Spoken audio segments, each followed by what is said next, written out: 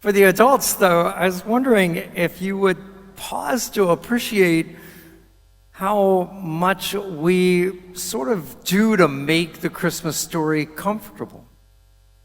Just kind of comfortable. Let me just give you a simple example. Take a look at a nativity set. You know, these characters here, they look very nice. You know, the shepherds are all dressed up. The wise men, they have a bit of an oriental flavor to them because they came from the east, but not overly so. And Mary and Joseph look pretty much like us. I appreciated this because years ago, I got a chance to go to a person's home that they collected nativity scenes. They had them from all over the world. And it was so interesting to me. You know, you go and look at the Peruvian nativity scene, and Mary and Joseph are Peruvians. They look that way. They dress in that kind of way, and their shepherds kind of look like Peruvian shepherds. The ones from the east, Japan, China, all those, Mary and Joseph, they look like Chinese sort of people and Japanese sort of people. They had that look about them. Even the animals, the ones that were there, somewhat native to the country where the nativity set was. And it makes sense that you would want to see the scene as it sort of feels natural to you. And it feels natural to look at people that look like you. I remember growing up, there were lots of people I knew, they used the King James Version of the Bible. And in the Christmas story in the King James Version, there's a line that says, and Mary was great with child. That was Old English, of course. And I remember distinctly the day one of my ancestors got a hold of a Bible called the Good News Bible. It was a sort of a modern translation. And they read it, and it said, and Mary was pregnant. And she was horrified. And she looked and she said, Mary was not pregnant. She was great with child. Because great with child was somehow comfortable. Pregnancy, that was messy, I guess. See, the reason I bring this up, this gospel story, you can do the same thing. You can make this gospel story kind of comfortable. You know, Mary and Joseph, it's hard to know precisely. There's a good chance they might have returned to their home. You know, they're no longer in Bethlehem. They might have returned to their home before they get wind of this plot to kill the baby. But regardless, suddenly it's, you need to get out of here. And Joseph, you know, he's got the dream and he's got the instructions and he takes off. And appreciate the distance. If they're coming from Galilee down to Jerusalem, that was several days journey, and to get from there down to Egypt would be 4 times as far. So I mean, this is not an easy thing, and certainly you've got some degree of a newborn with you. You have to take everything with you. You know, on some donkey or something, or a cart or something like that. They're going to a place where, Joseph nor Mary would know the language. Good chance maybe they ran into some people there that were Hebrew and were able to get inserted, if you will, in that community.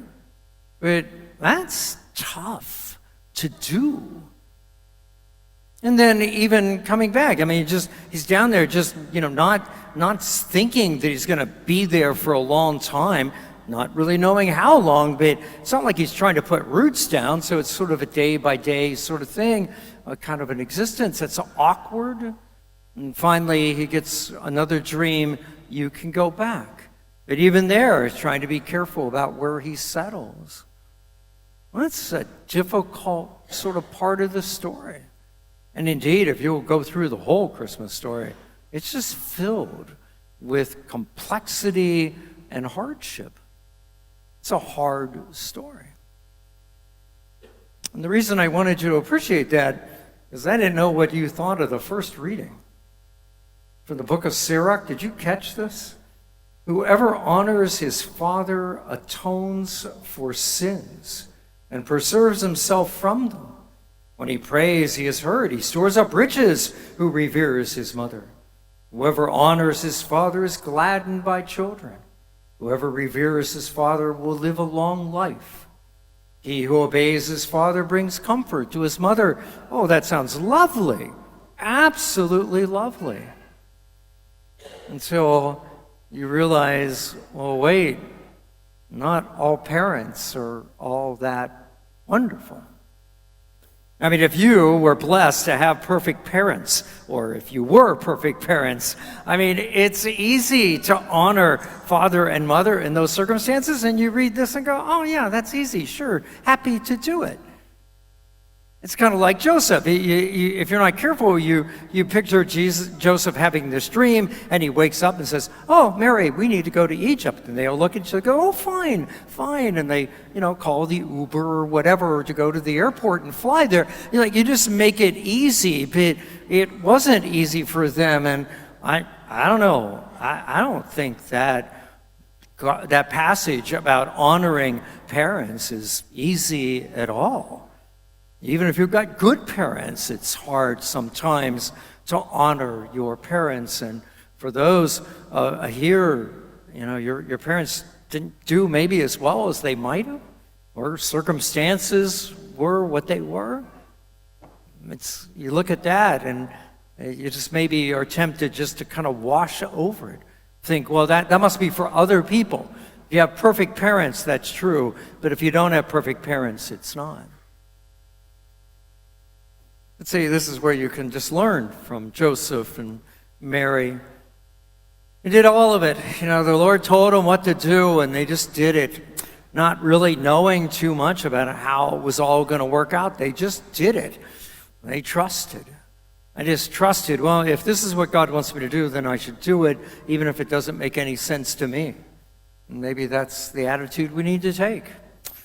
Figure it out. Sit and pray and give some thought. Well, how can I honor my parents?